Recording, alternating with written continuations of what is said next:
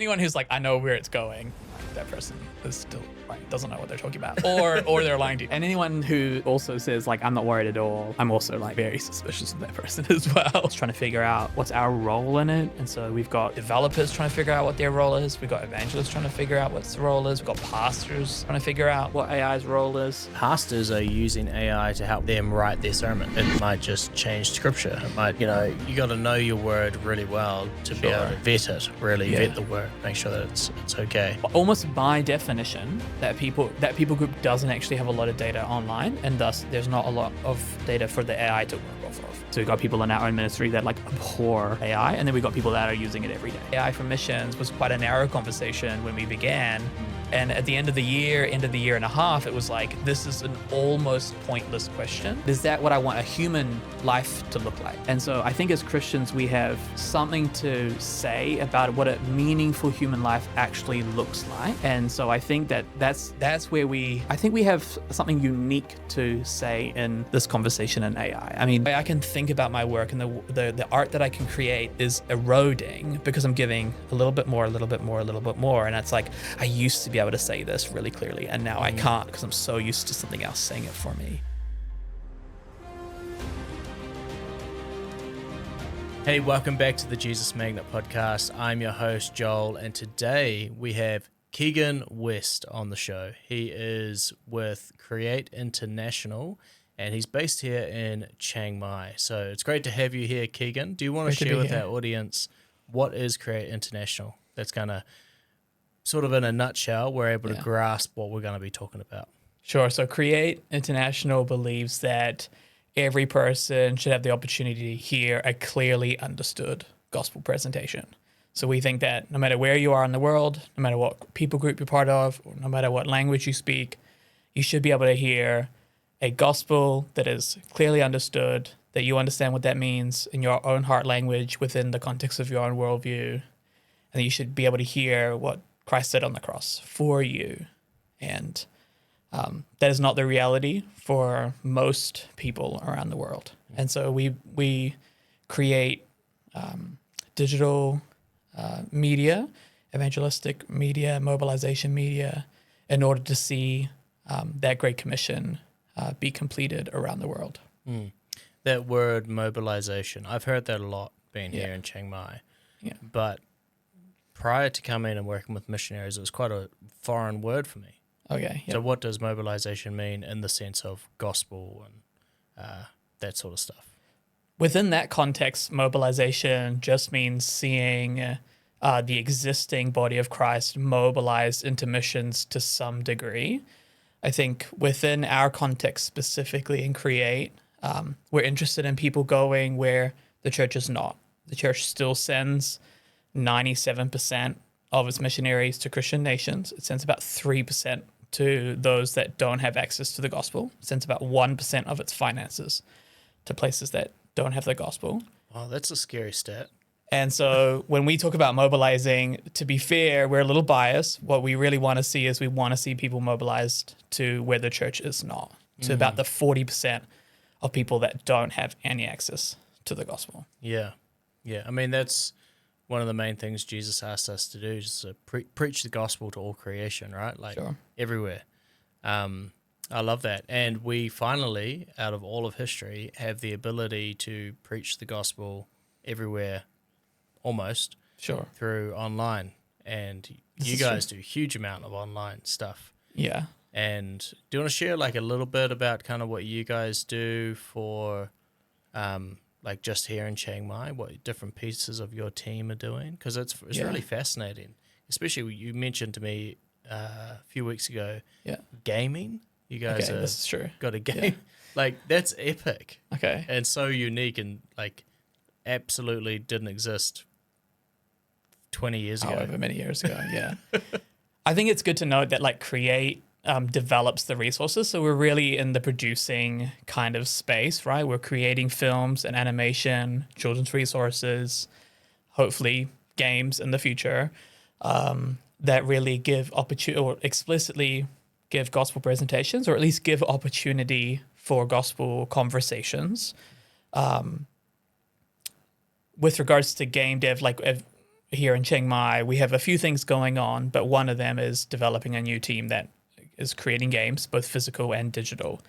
And so our hope is that those will be another medium that can bring people into conversations and spiritual conversations the same way as our films and animation and children's resources and other print material does. Physical games? Yeah, physical Do you mean games. board games and card games? Yeah, so we did a good sort of 4 or 5 month stint of R&D. So we're a research and development studio here in Chiang Mai. So to be fair, we're not going to be making a living card game. That we're not going to do that. That's a little bit out of our wheelhouse. And there, to a degree, I think board games is probably not something that we'd be looking at. But the physical games that we are looking at currently are things like TTRPGs. So role-playing games, like you might have heard Dungeons and Dragons, things like that. So we're thinking about contextualized versions of that kind of role-playing game, and then creating resources that allow frontline workers to use that medium. Yeah, and then we're also creating digital games. So most of the people in our team is mainly focused on creating a mobile-first digital game right now. That's so fascinating. And it's something that you never hear church going, this is the kind of thing that we need to get behind. It's like it's just not something we even think about. But probably one of the largest untapped people group would be online gamers. Sure. As well. Yeah. So, I mean, that's partly what you guys are wanting to do as well, like the online evangelistic community? Yeah, so I think there is a growing number of orgs and churches that are engaging people online. I think that's kind of why I was like, just to be clear, we're sort of on the producing side, less on the evangelism side. I see. Yeah. Right. But it is true that I think the missional world is doing more in this space, and we do work alongside orgs that are doing more in this space. So I think it's an interesting sort of avenue for evangelism. We see about half of the world play games on a regular basis. So not like they've played a game, but regularly play games, about 50% of the world. So it's a huge space for evangelism for those that are interested in using that space to tell their people about Jesus. And so many of those people are unreached. And so because we're focused on unreached groups, and unreached groups are online, and they also play games. That's a good reason for us to be involved in that medium. Do you have a tendency to have a younger crowd that is attracted to joining Create International? Due to like the tech side of it? Not well, maybe. Yeah, this is true. So Create is part of Youth with a Mission. So I think on the whole, we tend to bring in the younger people. But to be fair, I think our median age is probably in the high 30s. So we get all sorts of people. That's team, the original gamers. Yeah, I mean the average gamer in the world is something like 35, 40. So with regards specifically with gaming, I suspect that we'll probably end up with some younger people. And my team specifically, out of all the Create teams, is very young. Yeah. Like in the early 20s on average. Yeah. Man, how long have you been doing that now? And next year will be 14 years. 14 years. Yeah, so 13 years right now. And you grew up in New Zealand, right? Yeah, so I'm a South African, immigrated to New Zealand, and then grew up in New Zealand. Yeah. And believe it or not, Tim, we actually met in New Zealand on a random email that we messaged. That's actually, Keegan's a huge reason why we're actually based here in Chiang Mai. And I might go into that near the end of this episode, just to give you guys a bit of context to our relationship, because that is a fascinating story, but it's kind of not really related to what we're talking about. That's okay. I mean, we used email. That's a kind of tech. I suppose. I mean, right? Yeah. No, very cool. Very cool. So what was your life in the fact that God called you into this style of ministry? How did you how I got here? Yeah, how did you get here? Yeah, so I don't come from a practicing Christian family, but certainly a family that was fine for me to read books, and I was a sort of avid reader, and found myself in church at some point. And then, so I found myself reading these books about missionaries, which were like kind of exciting. They were sort of young adult, actually maybe less than that, like preteen, sort of focused of different missionaries around the world. And they were published by YWAM. So there was like a little YWAM publishing logo at the bottom. And at some point, my youth group said, "Oh, we've got some YWAMers coming in to talk to the youth group." So I thought, "Oh, it's the book people." So I was like, "Let's go talk to the book people." So I arrived thinking it'd be book people, basically. Did you say the book people? Yeah, the people who like made those books that I was reading, right? Because they were like, they come from YWAM. The book says YWAM Publishing on it. I figured it'd be those people. So then I sort of turned up, and then what was actually happening was that YWAM, which was a very large organization, much bigger than just the book people, was doing a ships tour. So they were traveling down New Zealand with YWAM ships, and they would stop, and everyone would get off and go to different churches and youth groups and things like that. And so what ended up happening was 2 people on that tour were actually from Create. And so I don't know how many people could go off that boat. Dozens, hundreds of people would have gone off that boat, and 2 of them were from Create.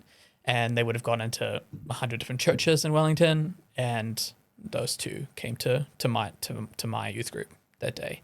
And so then they basically said, like, "Oh, we're artists, we're filmmakers, and we're involved in missions." And that was the very first time I'd considered that you could use art in missions. And so I immediately kind of bought in, so to speak. It was already something that I was considering or excited about, but I wasn't sure if I should go into medicine or building, or maybe I would just do my best to raise lots of funds and then like ship funds overseas. I didn't know what my role in missions would be, but the moment I knew I could use art to do missions, that's the direction I took. And so a number of years later, sort of 4 years later, I sort of hop, skip, jump through university, ended up in Thailand doing a discipleship training school, or a DTS, 6-month school with YWAM here.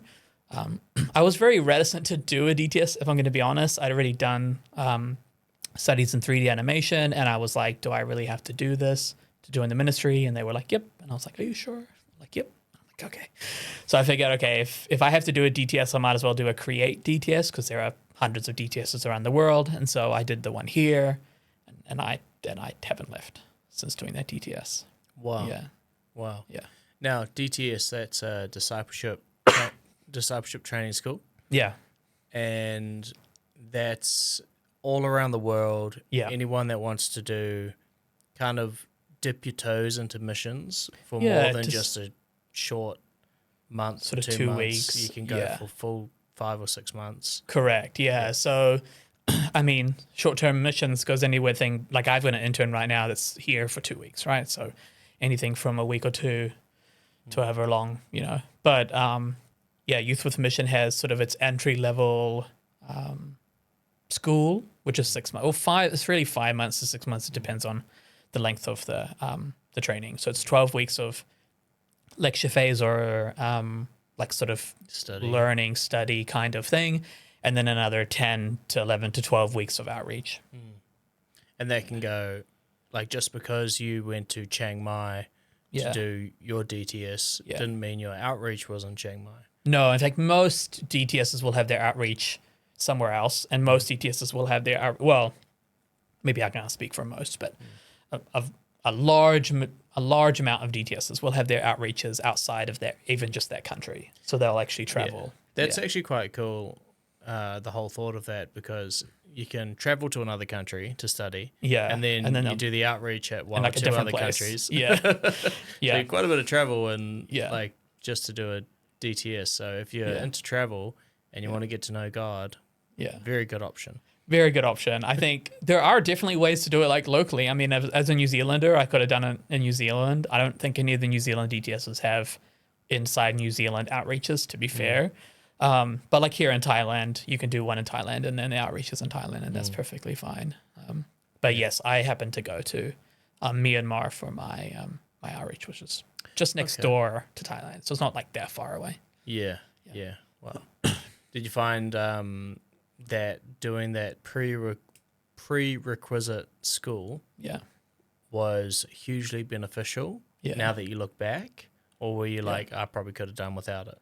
No, it was very good. Yeah. So I was very reticent to go to it because I think what I was thinking, I think what I had in mind was like, it was kind of like a job, right? Like I was going to go and I was going to do animation and it was a job. It was a kind of job. And I was like, don't I already have the piece of paper? Didn't I just work for like a bunch of years to do that? So, because I just had no context for what I was really thinking about.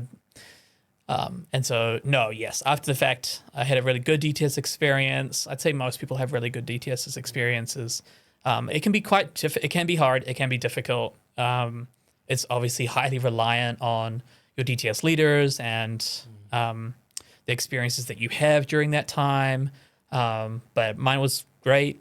And I learned a lot about my walk with God and definitely grew closer to him. It was very good for me. Yeah. Awesome. Yeah.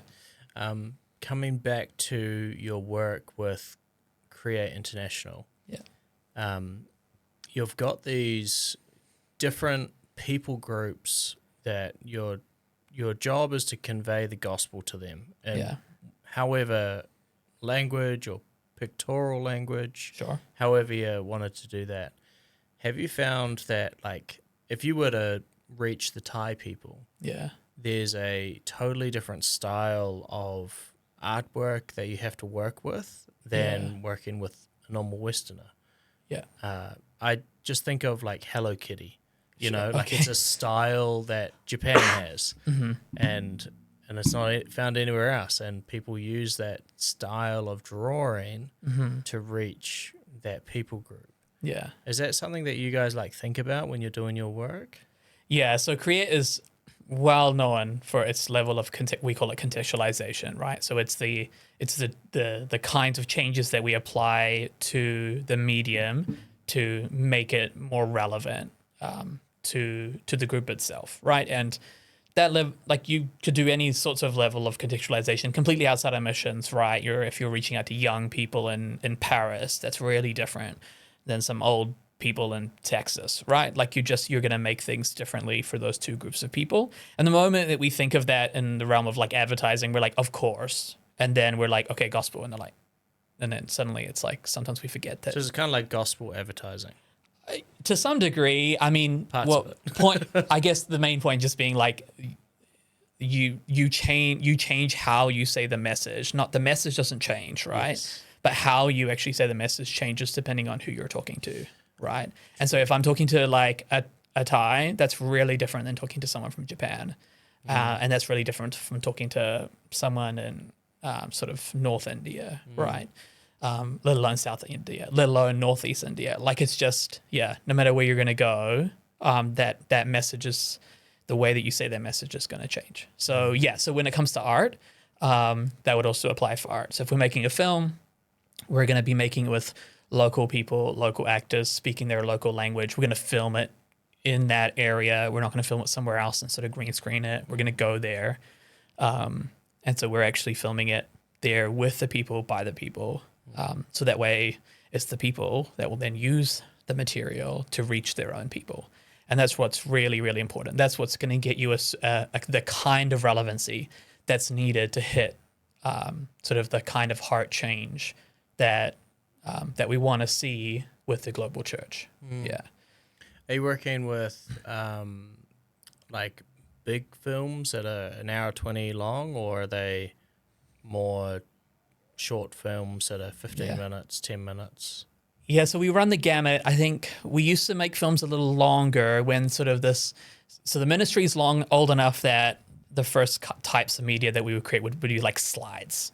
Like, in fact, it's before I was born. Like, I mean, and then it sort of moved into film with like sort of DSLRs. We still use DSLRs, to be fair. And then that's the type of camera. It's the type of camera. Sorry, yeah, sort of. But it's the kind of camera you can buy like at your nearest shop, right? Yeah. It's not these big, massive. Yeah. If you've ever seen the behind the scenes for a film, or like even like I don't know, the local news, they're going to have these like massive cameras. That's not what we're running around with. We're running around with much smaller things. And so we're sort of making, so then when the distribution was things like DVDs or I'm thinking like projectors, then the films were a little longer. So they were closer to like an hour. And that would give you sort of an event that was 2 hours long, right? People could come what we would consider late, right? And then meet friends, have some food, watch a film, and then talk about the film afterwards. And so an hour would fit about right, 50 minutes.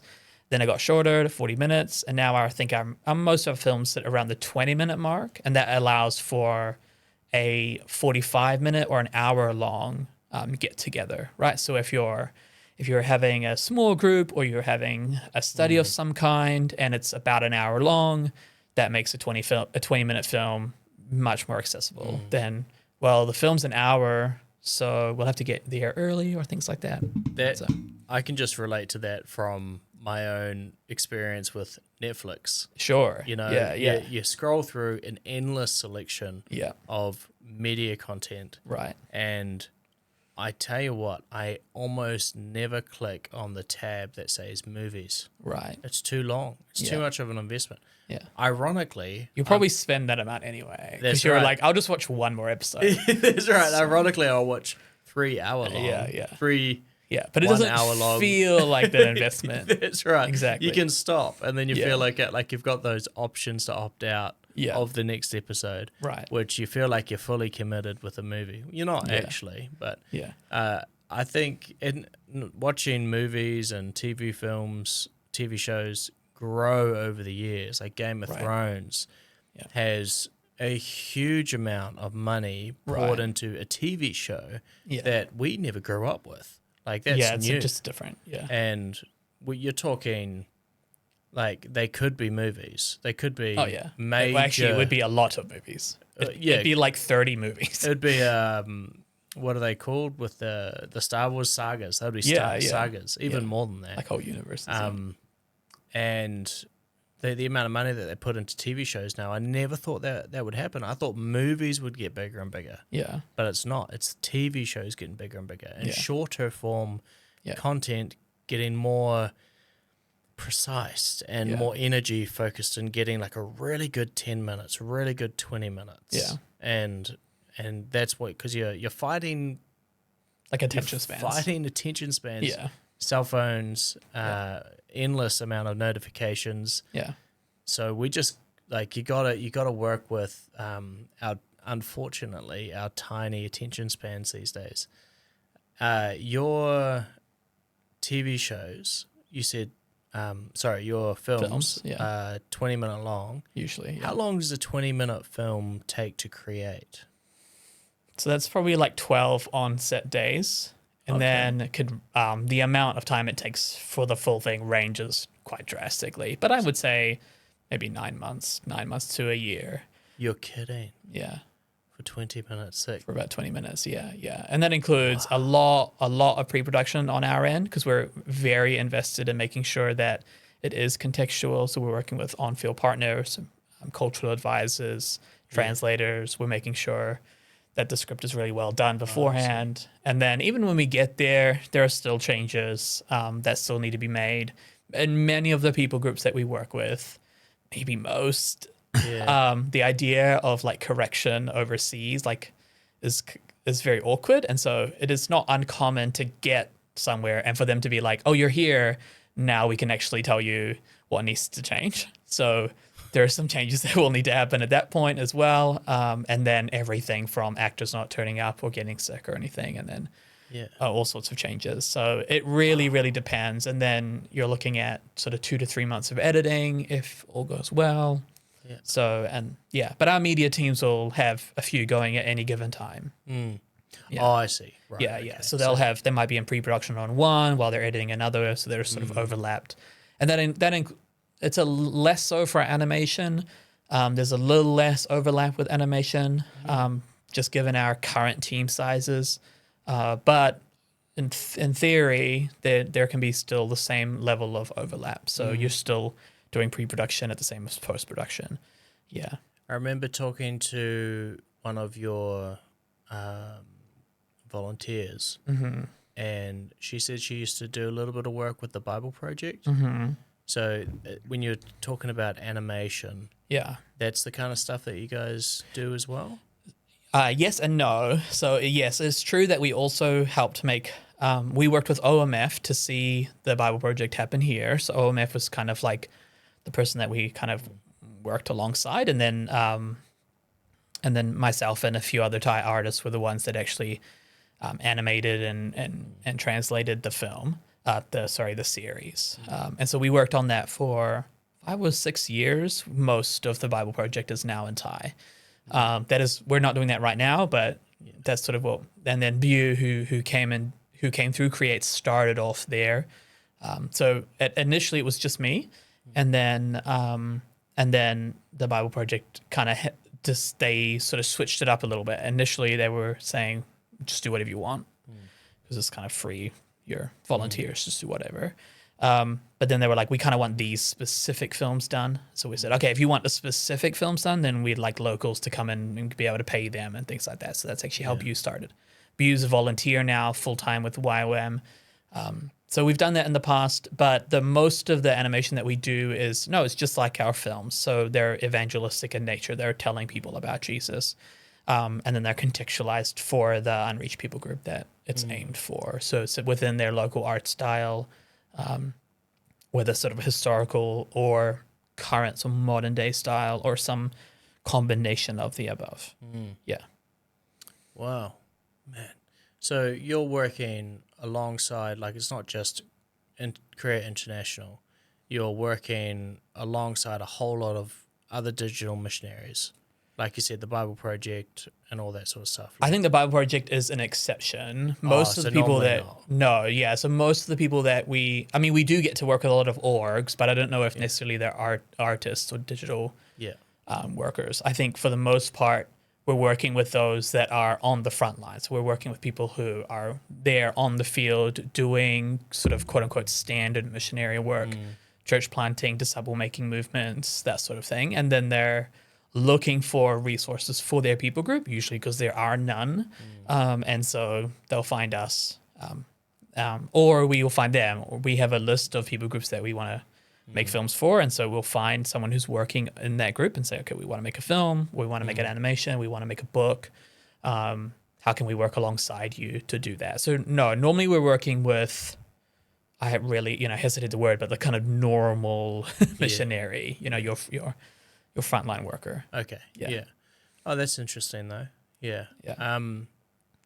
The people that are attracted to joining you. Yeah. We did say that young people, yes. True. Yeah. Particularly sometimes, but a lot of creative people. Yeah. So this is a mission organization that if you're creative, if you've got interest in, from what I'm gathering, if you've got interest in filmmaking, if you've got interest in animation, drawing, just what else? Game design, programming, coding, writing, illustration, sound design, music. Music. Yeah, because we have to make music for the films, right? Course. And so we want musicians to come in, and particularly musicians that are interested in valuing local expressions of music. So looking at ethnomusicologists, we really run the gamut for artistry. So when we say artists, we mean that in the broadest sense of the word. If someone is artistic and they're like, I want to use my art, whether they're talking about the fact that they're like a programmer, coder, all the way to a writer, to an illustrator, to a filmmaker, then that's the kind of person that the church needs to spread the gospel where it's not. I tell you, that's probably quite comforting to hear. Many people are thinking, I want to do missions, I want to serve. Yeah. And they're like, but I'm not an evangelist. I'm not like a massive public speaker. I'm not church planting. Exactly. I'm not going to go to seminary. Seminary, that's what I was thinking. Pastor school, correct. Yeah, and I would say the majority of our workers have the same story. Like basically all of us have the same story. we feel called to missions, but we don't know how because we're quote unquote just an artist. And then we'll hear about using art in ministry in some way, and it's like a light bulb goes off, and it's like from then on it's different. I love that. Yeah, the moment you kind of know that's possible, all sorts of opportunities open up. Yeah. So to join you guys, it is going down the funnel of doing a discipleship training school first. Yeah, that's our preference. We do have people who can't do that. Okay. And so we have people around the world. So we've got teams around the world and people who work on those teams around the world. And some of those teams are in person and have full-time workers. I'm a very millennial studio lead. And so my guys work 30 hours a week, Monday to Thursday. Other studios are different. They work longer or shorter. But then we also have part-time people. And then we all have, most of our teams have off-site staff. So the leaders might be one place, and then they'll have staff in India and a little bit of staff in Korea, some in Africa. We'll sort of spread around the world. And so sometimes those staff are full-time, sometimes they're part-time. And so depending on the kind of commitment that staff person is looking to, we'll have different requirements for them. So, but if they're coming, like if they're joining my team and they're like, I want to join full-time, I'm going to be with you for a while, we're looking at something like a DTS. Yeah, it's going to be really good, not just as a prerequisite for our team, but also it's going to be really good for your own walk with the Lord. And if you're going into missions in any capacity, it is not always easy. And I think having that closeness with the Lord is sort of a requirement. So yeah, we've had married couples with like teenage kids go through it. We've had people who have been through seminary, and you're like, you got to do the DTS, and they're like, I've been to seminary. Yeah, and you're yeah. like, doesn't matter. Yeah. That is our preference. Yeah, for sure. Definitely. And, I did a DTS as well in 2017. Yeah. And I had been going to church, being in the worship team for like, I think it was 10 to 15 years at that point. I'd been serving 3 times a week, prayer meetings 3 times a week. Yeah. It was just like insane commitment. Yeah. And then thinking, you're going to do YWAM, I wouldn't think that my life would change so much. Yeah. I wouldn't think that my heart would soften so much towards the voice of the Holy Spirit, towards my want to step into missions, my want to make God known around the world in whatever capacity, like that prayer, Lord, send me, and really meaning it. Yeah, yeah. You pray that at church and for your whole life, send me, yeah, sure, whatever. Yeah. You're not really meaning it, but it gives you a heart for the lost, a real heart for the lost. Yeah, agreed, yeah. So, yeah, just saying that, I think our listeners, if they're prompted, they should go do it. Oh, yeah, absolutely, yeah. Artificial intelligence. Okay. This is a good one. Now, it changes, I feel Weekly. like every month. Yeah, every Yeah. week it's like, oh no, Yeah. it's alive more. Sure.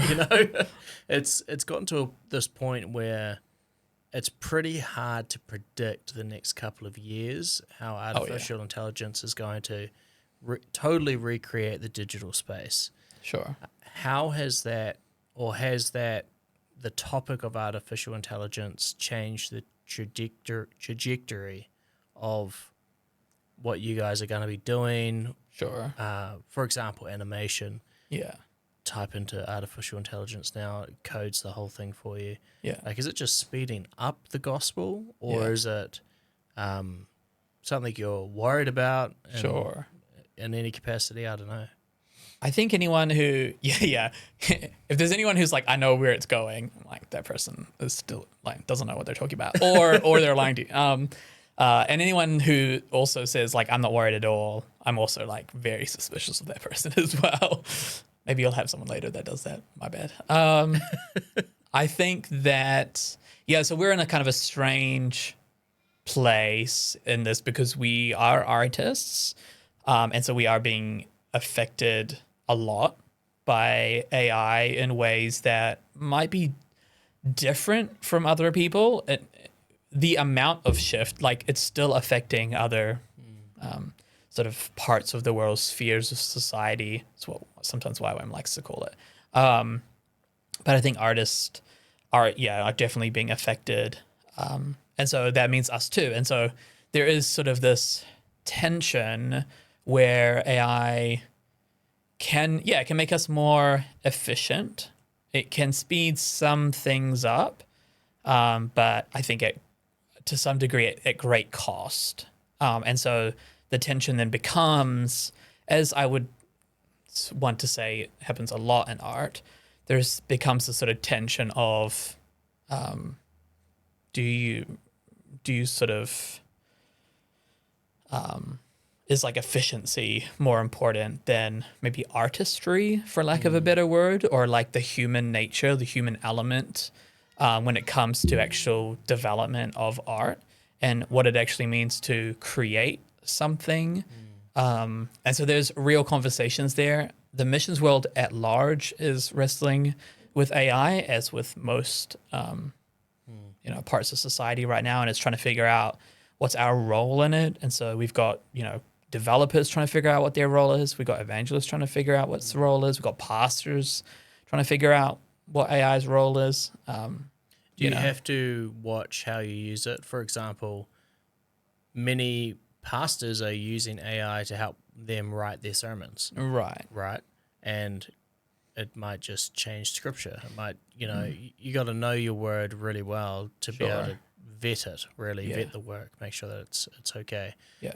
For your line of work, when it comes to, let's say you were getting it to create an animation or a short scene or something, it would just be used as a tool, but one that you would have to continually make sure that it's portraying the truth, not twisting anything or anything like that. Yeah, I think there's sort of two levels to it. One is because we're making highly contextualized pieces, we whatever it's outputting, if we're making it animated or making live action or whatever, we're gonna want it to look like it's from that people group. And so almost by definition, that people group doesn't actually have a lot of data online, and thus there's not a lot of data for the AI to work off of. So the AI is going to give a very generalized version of that people group, and so there's like hundreds of different people groups in a small area or a small region. It's just going to give you a very broad overview of what it thinks someone looks like from that area. And anyone who's from that people group can look at that and go immediately, well, that's not my group. That's actually the group like 5 hours from now. That's the clothes they wear. And then the hat that he's wearing is from another group 2 hours from here. So, and then as a Westerner, or as not necessarily a Westerner, but someone who's not from that group, I'm not capable of telling that. I look at it and go, oh yeah, vaguely Indonesian, vaguely It's like South the Asian. difference between the Australian and New Zealand accent. Yeah. Very obvious if you're in it, and just sort of mostly the same if you're outside. And so there's a real danger there as artists that are interested in making very contextualized work, that we accidentally start making very broad work. So we just start making work that's like for all of India. So it's just very generalized, all of Indonesia, very generalized. And that's not necessarily the direction that we want to go in. So there's that aspect to it. And then the other aspect is just like, as artists that are also growing in themselves, like not just as an output, not just as a tool, not just as like an outwork, but actually like as a human being who's growing in both themselves, their own character, as well as their artist ability, then offhanding that artistry to a robot is a decision. Like it has a decision that you have to be making, knowing that there are sort of consequences to that. So it helps. We really are at like this weird place where there's costs, there's decisions that are going, okay, in this place efficiency matters more, and in this other place like it's much more important that we actually put in the work and humans are really doing it. And there's no real like answer. There's no consensus in the missions world. There's not even consensus in our own ministry, quite frankly. So we've got people in our own ministry that like abhor AI, and then we've got people that are using it every day. Are you more or less more excited for it than like not excited for it, where it's going? Or very cautious. What do the Americans have where they decide not to say anything in case it incriminates them? What's that? Yeah. The Fourth Amendment or whatever it is. I think that so I'm really so we're in, because of the kind of team we are. To be fair, we're not making films the same way as our filmmaking teams are doing. We're not making animation the same way animation teams are doing it. Instead, we're doing R&D, research and development. We're looking at new tech, stuff like that. And so for we've been in the AI world for a while, and so that gives us a real blessing to be able to speak into AI and go teach on it, and speak to others about it. So is that part of what you guys do? You go and because you do all the research. Yeah, because you go to the digital teams around the world and go, this is kind of what we've found. Yeah, and that was more so a few years. Now everyone's sort of caught up, right? So less so now, to be fair. But yes, for a good season there weren't very many voices in the sort of conversation. So for a while there, we were sort of the person sort of waving the flag, like, okay, here, either warning, or opportunity, like however you want to phrase it. So I don't know. So the answer is I'm not sure. I think ultimately, so I'll put it this way: the reason why we stopped R&D into AI was because it became so broad and so all-encompassing. It would be like researching, how do we use the internet for missions? It's almost a pointless question, because it's like there are 3,000 ways to do that, So it was kind of like, how do we use AI for missions was quite a narrow conversation when we began. And at the end of the year and a half, it was like, this is an almost pointless question, because it was it had sort of seeped into so many aspects of the missions world that it was like, well, the way I answer this question for an evangelist is very different from a pastor, very different from an artist, very different from a developer, like a coder, app developer or whatever like that. And so it really, really depends. And I know that's like a really annoying answer, but like personally, it really depends on who I'm talking to. Depends on how excited I am about it for them, or how worried I am about it for them. As someone that, I like to play the odd video game from time to time, and I think about, what AI could do. You could get NPCs, non-player characters that there is no script. Right. Yeah. And we're already seeing AI that built into them. And that kind of excites me. But at the same time, if I was the developer going, what are they gonna say? True, yeah. And then what are they gonna do? And then there's also like a bunch of artists there that like no longer do any work or are out of a job now for that. And so, as someone who is like, as a Christian, we have a vision for what it means to be human that goes beyond mere efficiency or even just mere like cool factor, right? Like I can be excited about like, wow, that's really cool. I can't believe what it can do. And I have to hold that intention with, but is that what I want a human life to look like? And so I think as Christians, we have something to say about what a meaningful human life actually looks like.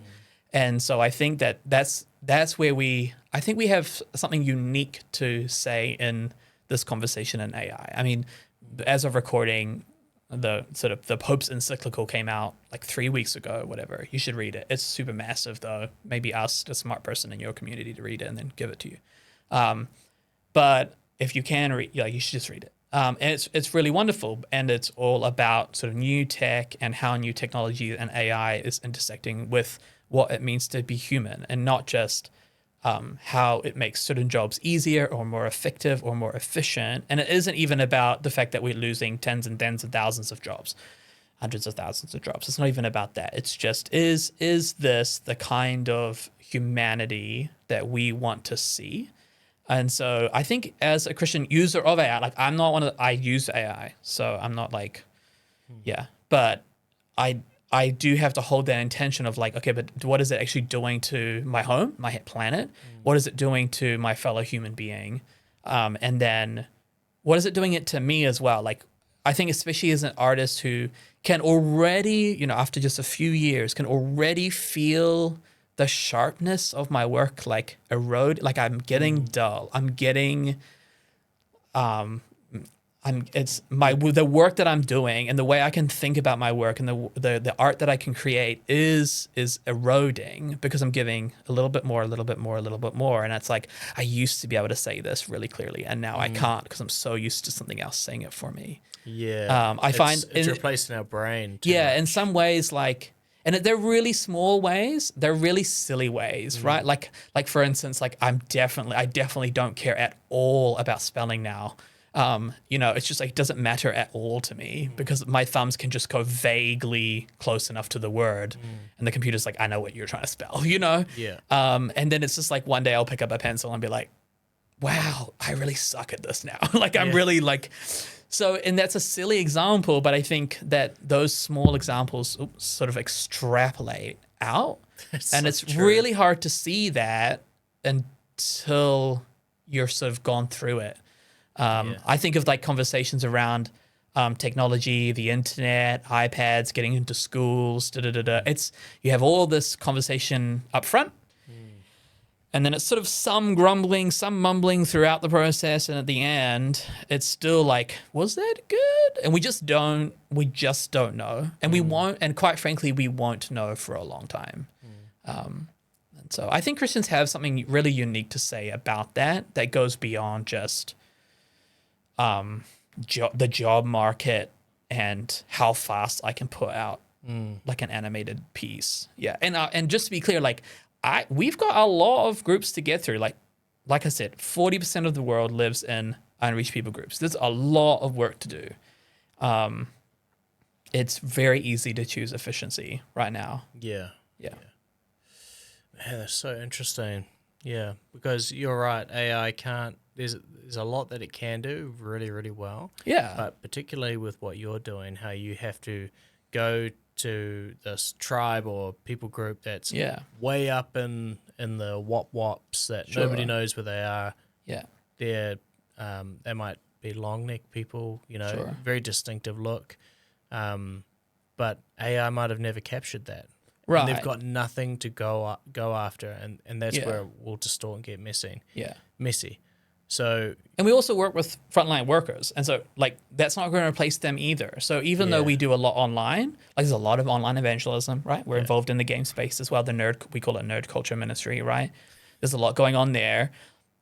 There's still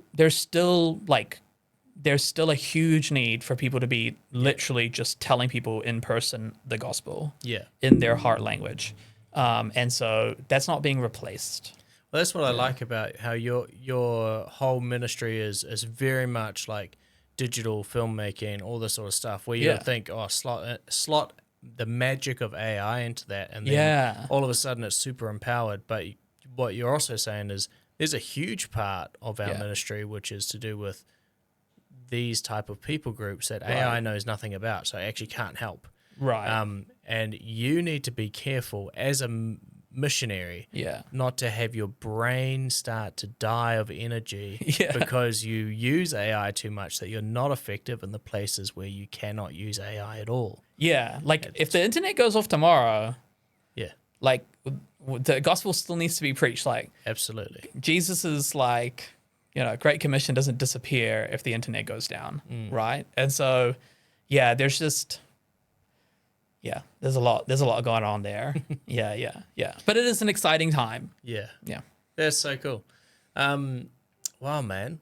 So for people that are wondering, where can I step in a digital space for missions?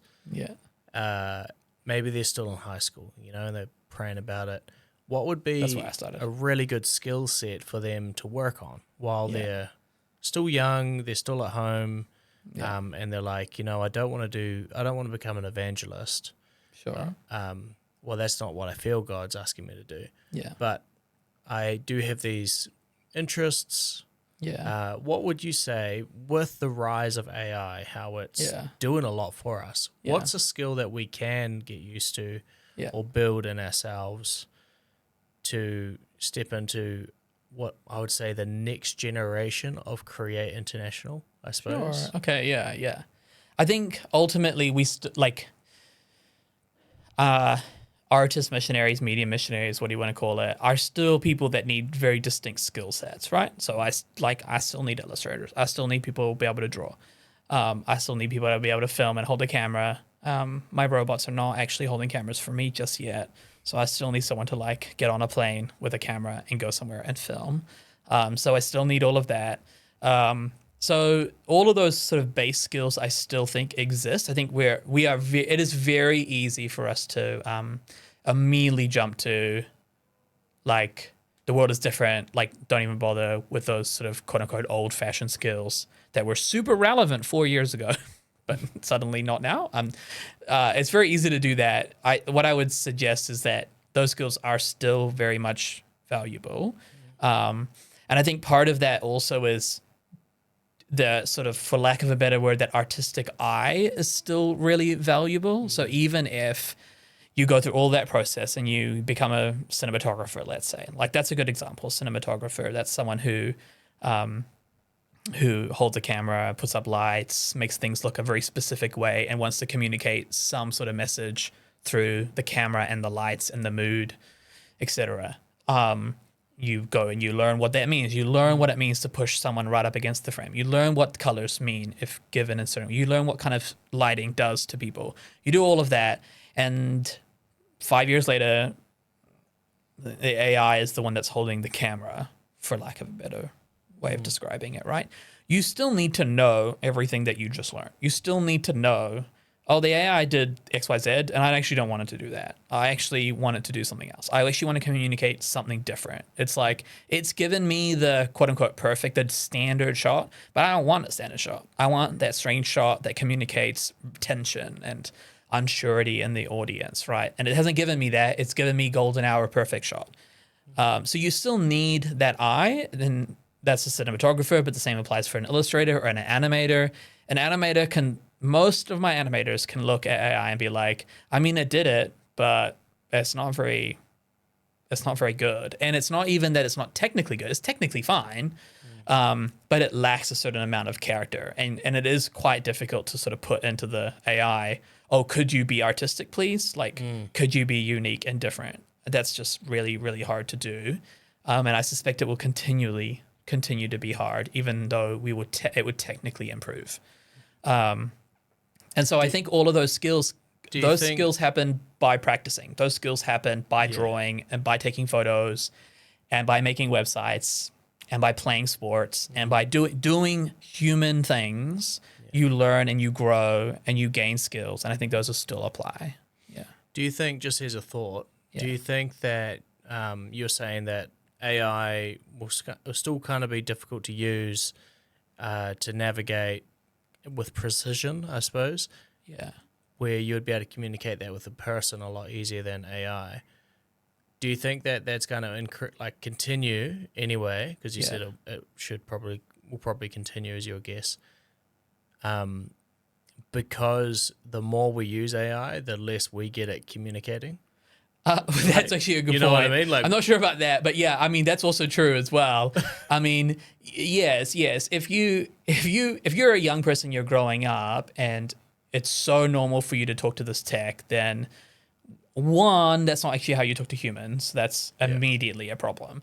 But it is also true that the way that you communicate with robots. It gets different, lazier and lazier, and it changes like a over lazy time. language. Yeah, because it's getting better. Right? Yeah, exactly. Yeah. And so I do think that it will get better. It will technically get better. It will be able to give me the shot that I want it to give me. It will do the animation that I want it to do. But I still need to tell it that. I still need to describe that. Yeah. And so that ability to describe what I want, either through film language, or for our animation language or the skills that we're doing, I want to be able to explain it in such a way.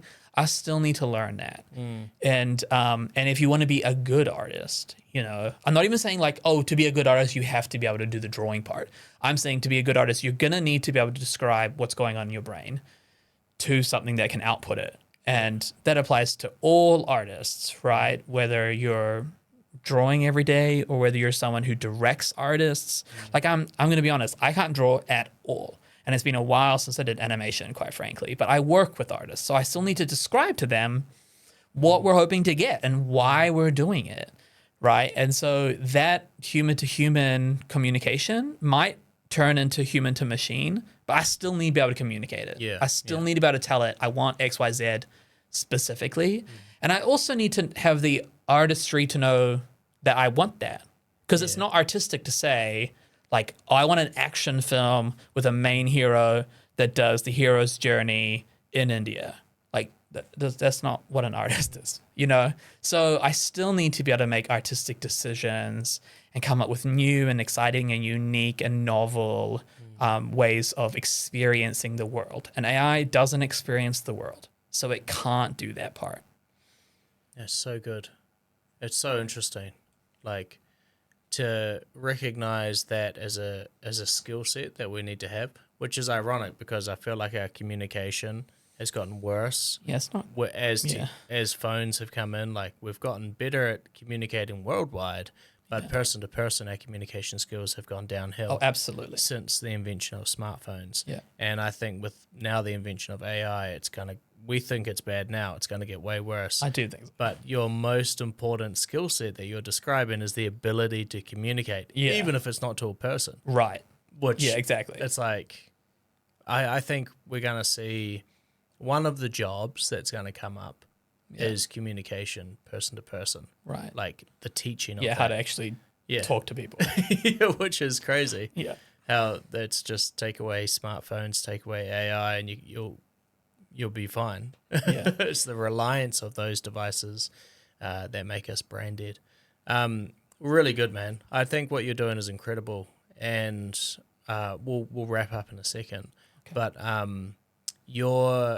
your whole ministry with Create International, it's quite large, right? It's in different areas all around the world. It's about 70 people in the ministry. 70 people, but they're like spread across the planet. Yeah. Yeah. Wow. That's pretty cool. You know, like I love how it's like not like a massive group of people, but it's everywhere. Yeah. We've got 10 teams sort of from in Africa through the Middle East and into Asia. Yeah. Sort of everywhere. Yeah. And then people in the States as well. So, man, awesome.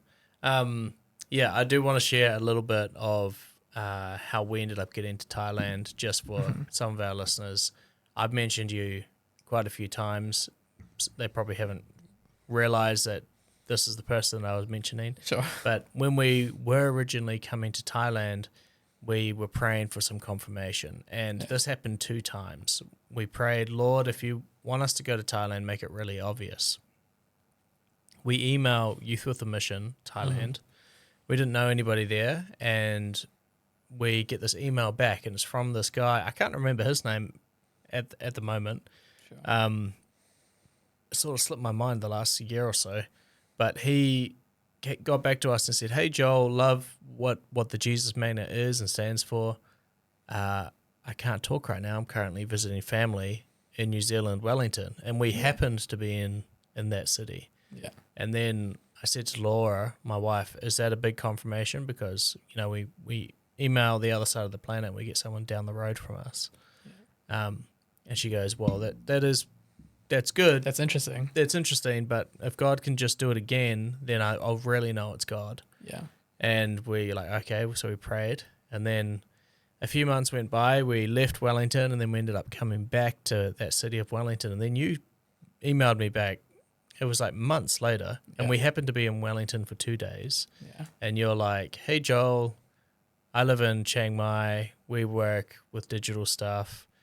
Podcast sounds great. Yeah. I think you would really find a lot of work here with missionaries and maybe even with us, with Create International. Yeah. I can't talk right now because I'm currently visiting family in Wellington. And I was like, whoa, God waited for us to get back into Wellington to do that same random little confirmation that Laura baited God into doing. And he just did it. And then we caught up with you guys, and I think it was about a year or 2 later that we ended up doing the full move. Yeah. And we did the scout trip. We saw you guys here in Chiang Mai again. And it was just like the funniest confirmation. It was like another Kiwi as well. And it was really cool. Well, you're kind of a Kiwi, but Sure. yeah, more or less.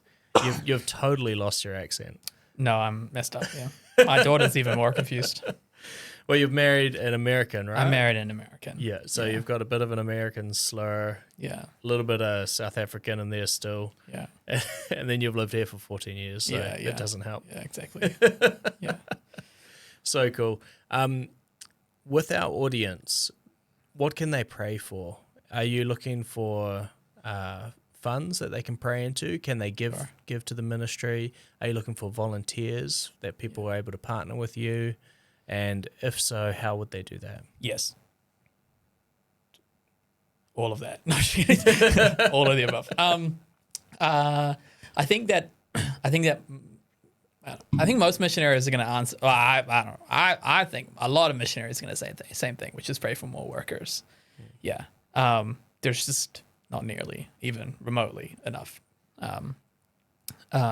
And with the sort of rise of movements around the world, the need for cross-cultural workers is just as pertinent as ever, and there's just not enough people out here.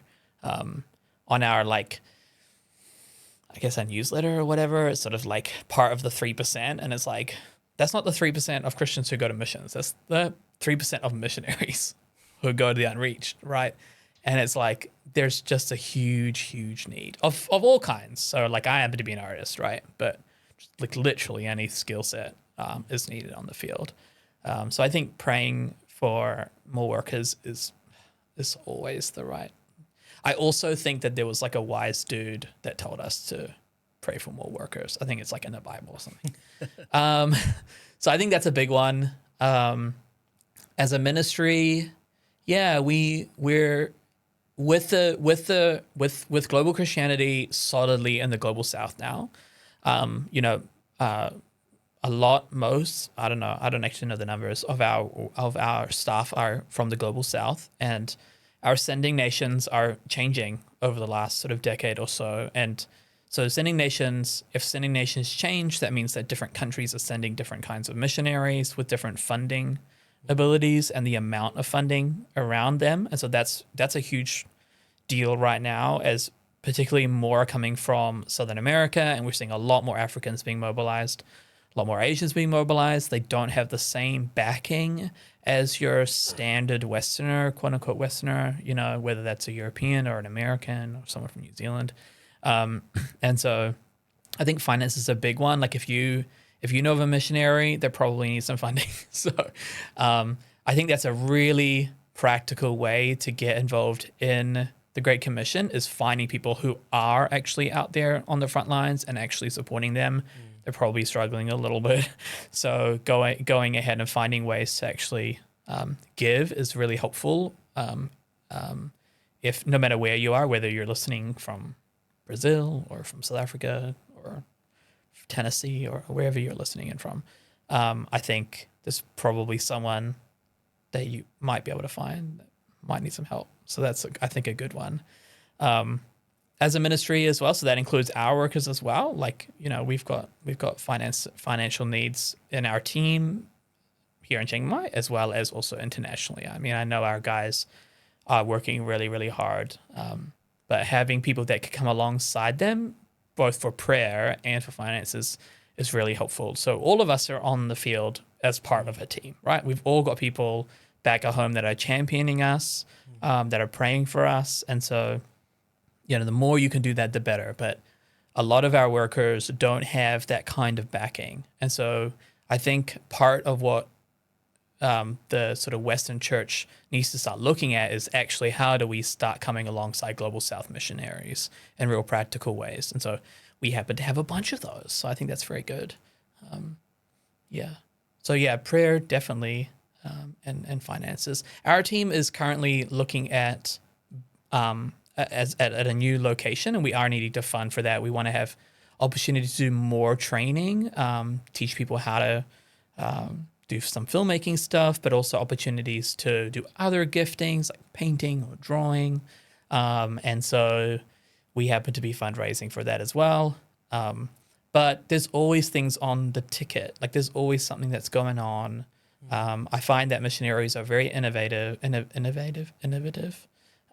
there's usually something new going on that that you can come alongside and sort of start to champion alongside that. So, yeah. Awesome, man. Well, thank you, Keegan, for coming on the Jesus Magnet. Honestly, you've got an awesome mission. I love how creative it is. I love how you're reaching, people are doom scrolling on their phones all day. Yeah. So you're actually going to where people are already sucked into the vortex of the feed, right? The news feed, the YouTube feed, it's feeding us. So we may as well flood it with the gospel. We may as well flood it with online stuff. And that's the same reason that we do our podcasting, is because we believe it's the largest net in the world, where Jesus said to be fishers of men, to cast your nets. Yeah. The largest net, ironically, is the internet, as cheesy as that sounds. But I just commend you, man. You're doing an awesome work. Really, really cool stuff. So if you guys are interested in joining Create Labs, Create International, we'll have a description in the description below. There'll be all the details that you'll need. Keegan's an incredible man. Please pray over the ministry. If you're feeling prompted, give. There'll be everything in the description below to be able to find out how to do that. But thank you for listening. Thank you for joining us, Keegan, on the Jesus Magnet. You're a legend. So hopefully you guys enjoyed this episode of the Jesus Magnet.